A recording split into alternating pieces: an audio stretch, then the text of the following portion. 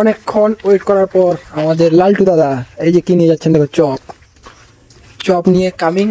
এখন হবে ক্যান্টিন খোলা। এখন বাজে কটা ভাই? কটা বাজে? 6:30। এই যে দেখো কত সুন্দর চপ। আর এটা হচ্ছে আমাদের দাদা। এখন হয়ে গেছে ক্যান্টিন খোলা। আর ক্যান্টিন এখন অন্ধকার, শুধু এখন লাইটগুলো জ্বালালেই হলো। ফ্যান,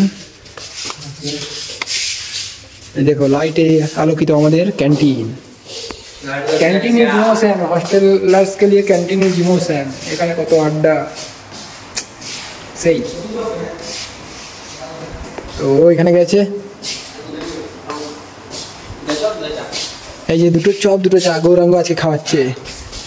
ওর শরীরটা খারাপ হয়েছে ওর, কিন্তু ওই খাওয়াচ্ছে। যার শরীর খারাপ ওকেই খাওয়াতে হবে। আর দেখো আবার এই পড়াই স্টার্ট করে দিয়েছে। তো এখন আমরা চাটা খাই, বুঝলে না? আর একটু ব্লগটা কন্টিনিউ করি। ক্যান্টিনে এখন আমরা কেউ আসেনি, এখন সবাই কেউ হয়তো ঘুমোচ্ছে, কেউ বাইরের দিকে গেছে, তাই এখন ক্যান্টিনটা অনেকটাই ফাঁকা।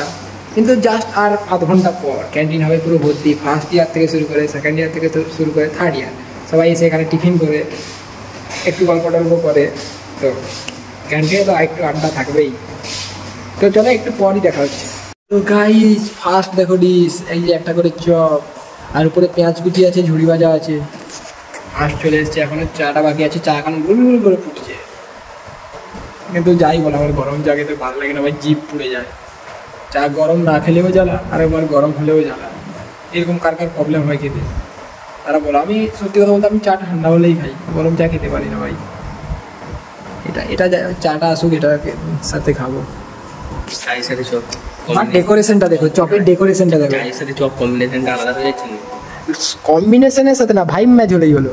ভাইব তো চা চপ ঠিকই আছে সিসি, বাট এই যে ডেকোরেশনটা ভালো, একদম গুড সেই।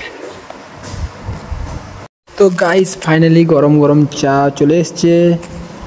আমরা এখন চাই চুস্কিলি। আর তোমরা ইউটিউব চ্যানেলটাকে সাবস্ক্রাইব করো, আর যারা ফেসবুক থেকে দেখছো অবশ্যই ফলো করো। আরও ভিডিও আসবে, আরও ভালো ভালো ভিডিও আসবে, করে দাও, ঠিক আছে? টাটা।